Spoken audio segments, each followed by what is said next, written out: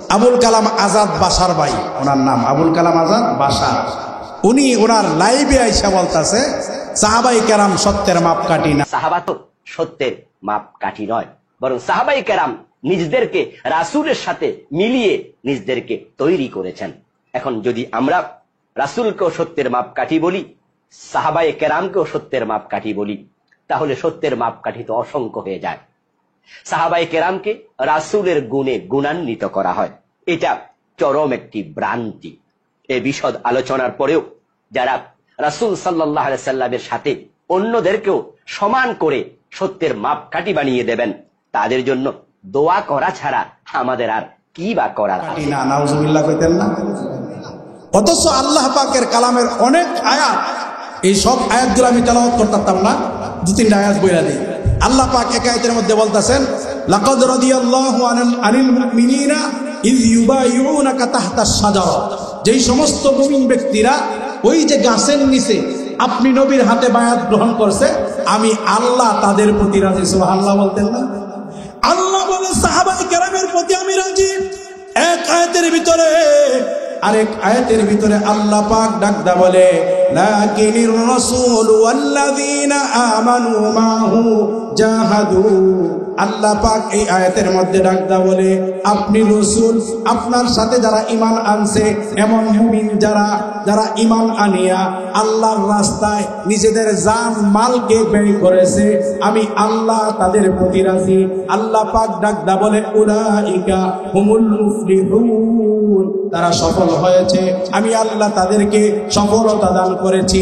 আল্লাহ বলে সাহাবায়ে কেরাম সফল, আল্লাহ বলে সাহাবায়ে কেরাম হলো রাশিদুন। আর তুমি আবুল কালাম আজাদ বাশার আর আমির হামজা যদি সাহাবায়ে কেরাম রে মিয়ারে হক না মানো, পৃথিবীর 200 কোটি মুসলমান সাহাবায়ে কেরাম রে মিয়ারে হক মানে, জোরে বলেন ঠিক কিনা? সাহাবায়ে কেরাম সত্যের মাপকাঠি। সাহাবায়ে কেরাম যদিও ভুল করে থাকে, আল্লাহ মাফ করে দিয়েছে, জোরে বলেন ঠিক কিনা? মনে করেন কথার বাদ কথা, আপনাদের এখানে আসার কথা আমার 10টা বাজে, কথার বাদ কথা ধরেন আমি আইছি 11টা বাজে, আপনারা যদি আমারে মাফ করে দেন তাহলে আর কোনো সমস্যা আছে? সাহাবায়ে কেরাম মানুষ হিসাবে নবীজির পদাঙ্ক অনুসরণ করার আগে অথবা পরে ভুল করতেই পারে, কিন্তু আল্লাহ যদি মাফ করে দেয় আমাদের কোনো সমস্যা আছে? আল্লাহ পাক কোরআন শরীফের আয়াত নাযিল করে বলল, আমি আল্লাহ তাদের প্রতি রাজি। আর আপনি আইসা কোন সাহাবায়ে কেরাম রে সত্যের মাপকাঠি মানি না, আমার ক্ষুদ্র জ্ঞানে আসছে। আপনারা যদি সাহাবায়ে কেরামের সত্যের মাপকাঠি না মানেন, তো ওয়াজের মধ্যে যে বৈশা সাহাবায়ে কেরামের হাদিসগুলো বর্ণনা করেন, এগুলা কি? কেউ যারে আপনি সত্যবাদী মানেন না, এর কথাগুলো আপনি বর্ণনা করতেছেন, তাহলে একটা ধোঁকাবাজি না? আপনি একদিক দিয়ে ওনাদের কথাগুলো বয়ান করতেছেন, আরেক দিক দিয়ে ওনারা মানি না, তো তুই তো নাম্বার 1 মুনাফিক, জোরে বলেন ঠিক কিনা? প্রতারক। তাহলে সাহাবাই এদের আসল উদ্দেশ্যটা কি? এদের আসল উদ্দেশ্য হলো দিনটাকে বিকৃত করে দেওয়া, ইসলামটাকে বিকৃত করে দেওয়া। তুমি আর আমি চাইলেও ইসলামটা বিকৃতি হইতো না, ইসলামটা আল্লাহ পাকের কাছে মনোনীত, জোরে বলেন ঠিক কিনা? অতএব তোমাদের মতো সৈয়দ আলী ময়দ আলী সাহাবায়ে কেরামের কথা কইয়া জাহান্নামী হইতে পারবা, এর বেশি আর কিছু হইতে পারবা না, জোরে বলেন ঠিক কিনা? আমরা সকলে সাহাবায়ে কেরামরে সত্যের মাপকাঠি জানছি, মানছি, কিয়ামত পর্যন্ত মানবো। আল্লাহ পাক যেন মানায়, সকলে বলেন আমিন। আলহামদুলিল্লাহ, আপনাদের সম্মুখে অনেক কথাগুলা বলেছি। আল্লাহ পাক যে কথাগুলা বলেছি, এই কথাগুলার উপরে আমার আমল করার তৌফিক দান করুন, সকলে বলেন আমিন। একটা কথা, এই যে ওয়াজটা হয়, এই ওয়াজটা ভালো না খারাপ? জোরে কথা কন। এই যে আমার থেকে এতগুলা কথা শুনলেন, আমি কি একটা কথা কোরআন হাদিসের বাইরে বলে দিয়েছি? আপনারা মানুষ অল্প, এরপরও কিন্তু কোরআন শরীফটা নিয়ে আমি হাতে একটা আয়াত পইরা এরপরে কথাগুলা বলছি। রোজার কথাগুলো আসছে, হাদিস দিয়ে কথাগুলো বলছি। অনেক বক্তার আলোচনা শুনবেন, 2 ঘন্টার ভিতরে 3টা কোরআন শরীফের আয়াতও পাইতেন না, 2টা হাদিসও পাইতেন না। আছে না নাই? গতকালকে ফেসবুকে এক বেড়ায় ওয়াজ করতেছে, আমার কাছে আছে, আপনারা যদি শুনতে চান শোনাইতে পারবো আমি।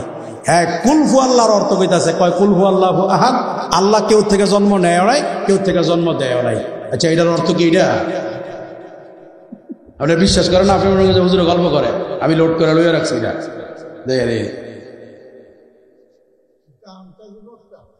হেরা এবার হেরা বেলে বড় বক্তা, আমার কাকা কইতা আন্তাজি বক্তা।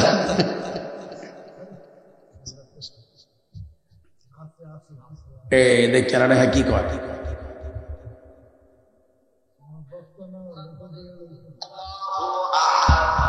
আল্লাহ কারা থেকে জন্ম নেয়? কুল হুয়াল্লাহু আহাদ। আল্লাহ কারা থেকে জন্ম নেয় না?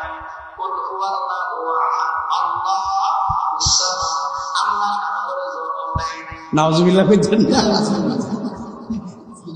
কুল হু আল্লাহর অর্থ যে বেড়ায় কইতারে না, হে বেড়ায় যদি ওয়াজ করতো আই, তাহলে আর কিয়ামতের বাহি আছে কি আমার এখন আপনারা? কুল হু আল্লাহু আহাদ অর্থ হইল আল্লাহ এক। নবীরে বলতেছে, নবী আপনি বলুন আল্লাহ এক, আল্লাহুস সামাদ, আল্লাহ কারো মুখাবে কিনা, লাম ইয়ালিদ, আল্লাহ কারো থেকে জন্ম নেয় নাই, ওয়ালাম ইউলাদ, আল্লাহ কারো জন্ম দেয় নাই, ওয়ালাম ইয়াকুল লাহু কুফুয়ান আহাদ, আল্লাহর মতো কেউ নাই। সুবহানাল্লাহ কইতেন না? তো কুল হু আল্লাহর অর্থ হ্যাঁ কইতারে না, হ্যাঁ সূরা হাক্কা, সূরা মাআরিজ আর এই সূরা মুদ্দাসিরের থেকে তাফসীর করব কেমনে? তাফসীর করা কি আপনি মনে করেন সার্টিফিকেট কথা? কইতারে না। আমার কাকায় ধরছে কুল শব্দের অর্থই কইতারে না। আবার হ্যাঁ আইয়া কয় আমরা বড় বক্তা, আমরা কিছু জানি, পাগড়ি মুগরি লাগায় আমার জ্বালাই দিলে বিনা শান্তি। আল্লাহ এই সমস্ত জাতির থেকে আমাদেরকে হেফাজত করুক, সকলে বলেন আমিন।